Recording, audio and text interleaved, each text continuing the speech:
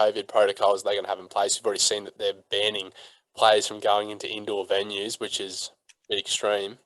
Yeah, how is that going to work? Like, I I don't think they're going to be able to police it. Yeah, if players are going to get COVID, they're going to get COVID, in my view.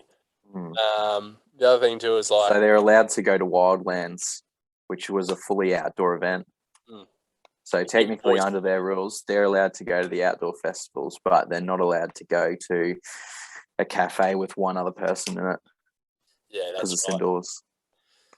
And you know, if these boys want to get COVID, I'm sure they'll just bloody have a few swipes on Tinder, and then the old, you know, there's more ways they can be getting COVID than fucking going into indoor venues. So I'm pretty sure you look at the list of things they could be doing to get it versus being inside. There's other risks out there. We've just seen it actually.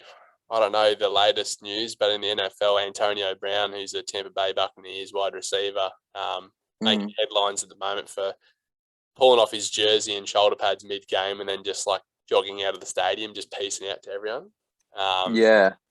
Anyway, apparently he's claiming he was injured and couldn't go back into his game, and his coach knew about and had a go at him. But the coaches are claiming that Antonio Brown was whinging that he wasn't getting enough receptions. Because they have like these little bonuses, like if you get 10 receptions and, you know, run for 110 yards every game, you can get like $1 million at the end of the year, or little things like that. So, yeah, just like, you know, if you receive, or if you go for, I don't know, 100 receptions over the course of a season and run for, or receive for 5,000 yards, whatever, which is, you know. Yeah, you get a bonus. Yeah, which 5,000 is probably a bit far-fetched, but yeah, you get like little bonuses like 300,000 for this, 300,000 for that. And I think he was winning. Mind you, stupid, because I think he was going to get his totals anyway, and it was the second last game of the season, but he was whinging that Brady kept throwing it to Gronkowski to get him his bonuses. So, yeah, Antonio Brown's fucking, he's a train wreck. Like, he's just been the biggest diva his whole career. Like, doesn't matter where he goes, he's just trouble. Like, anyway, he's only in the league because Tom Brady vouched for him.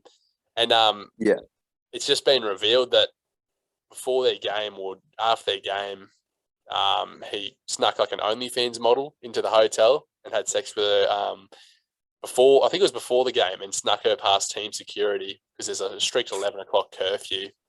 I think he got her in at like 11:30, and then she left at like 6 the next day. And they apparently filmed a few videos for her OnlyFans account. And yeah, so apparently after that happened, she tested positive for COVID. So now it's just like, is that going to put all the Buccaneers players at risk heading into playoffs? Like, so, you know, that just brings it back to what I was saying about the NRL boys. If they're getting birds over, you know, off Tinder, which, let's not be silly, like, of course that's going to happen. Yeah, exactly. A lot of good-looking roosters in the NRL, you know, so. And then they go to training. They're tackling each other, doing wrestling sessions, weight sessions where they're all touching the same equipment. They're all touching the football, mate. Yeah, exactly. One person gets it, the whole fucking team gets it. Even the train and trial guys, like every single player gets it.